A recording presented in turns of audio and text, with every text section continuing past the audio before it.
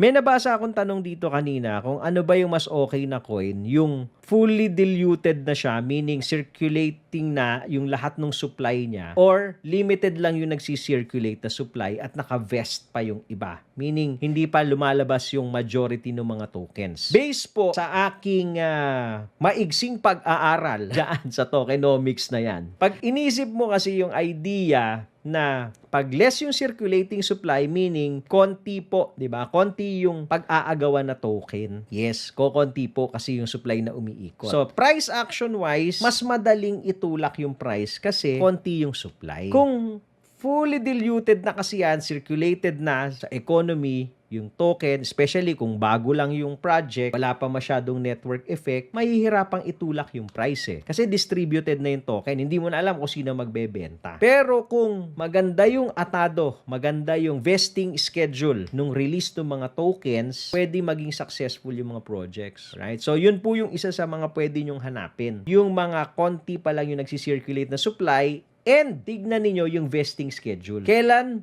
mare-release yung majority of its supply? Kasi kung very soon na, hindi na rin maganda. Pero if you're looking at, let's say, 6 months to 18 months, majority of the tokens dun madidistribute, medyo ayos ka pa kasi nandito ka na sa gitna ng bull market eh. Gets? Follow for more Tito Moves!